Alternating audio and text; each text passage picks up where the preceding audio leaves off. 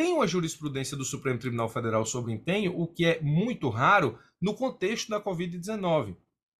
Essa jurisprudência passou desapercebida por muita gente, mas essa jurisprudência fala sobre empenho, e nessa jurisprudência eu posso chegar à seguinte conclusão. Eu posso chegar à conclusão que para o Supremo o empenho, no caso de compra de bens, ainda que não tenham sido entregues ainda, delimitam a propriedade pública do bem.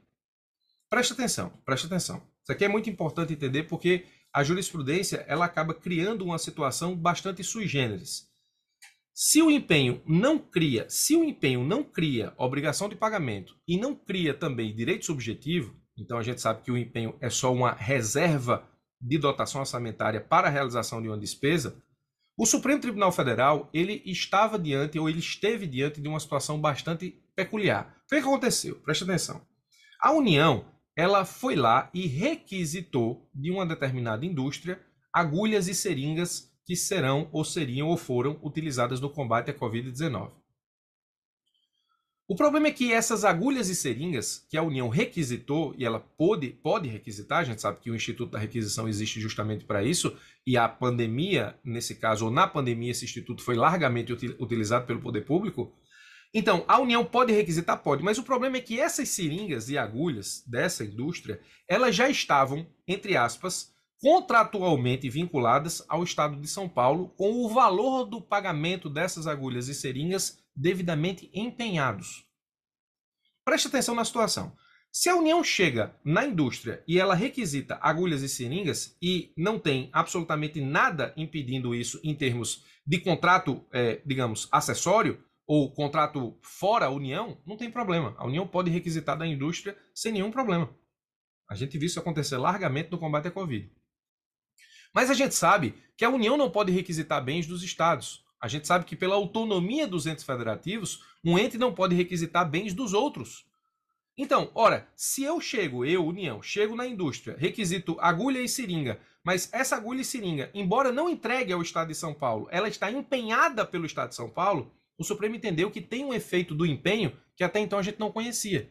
O Supremo disse, se está empenhado o pagamento dessas agulhas e seringas, essas agulhas e seringas são do Estado de São Paulo e, por serem do Estado de São Paulo, não podem ser requisitadas pela União. Portanto, a União não pode requisitar bens dos Estados. Veja que o Supremo acabou criando um efeito jurídico que até então era desconhecido em relação ao empenho, ou, pelo menos, foi criado a partir da jurisprudência do Supremo. Essa jurisprudência passou desapercebida por muita gente e os próprios livros de direito financeiro não tratam efetivamente desse tema com o carinho que ele merece. E eu trato por quê? Porque o curso aqui é um curso de direito financeiro para, nesse caso, concursos da Fazenda, e aqui você tem um conflito federativo. Você tem tanto um conflito federativo que a questão chegou ao Supremo via ação civil originária, que é justamente uma das hipóteses de conflito federativo que é levado ao Supremo. Então, para o Supremo, o empenho, no caso de compra de bens, ainda que não entregues, não foram entregues, estavam na indústria, delimitam a propriedade pública de quem empenhou. Tá? É incabível, presta atenção, é incabível a requisição administrativa pela União de bens, insumos contratados por unidade federativa e destinados à execução do plano local de imunização, cujos pagamentos já foram empenhados. Está aqui, 2021, março de 2021, discussões que envolveram aí, efetivamente, a questão da Covid-19. Olha o que aconteceu. A União requisitou seringas e agulhas da indústria X em pleno Covid. Essas seringas e agulhas já estavam empenhadas pelo Estado de São Paulo, o que decidiu o Supremo. Aqui, o resumo daquilo que o Supremo decidiu. O Supremo, por unanimidade, determinou que a União fica impedida de requisitar os insumos contratados pelo Estado de São Paulo, cujos pagamentos já foram empenhados e que são destinados à execução do Plano Estadual de Imunização. O Supremo afirmou ainda que se os materiais adquiridos pelo Estado de São Paulo já tivessem sido entregues pela indústria à União, atendendo à requisição, a União deverá devolvê-los no prazo máximo de 48 horas sob pena de multa diária de R$100 mil.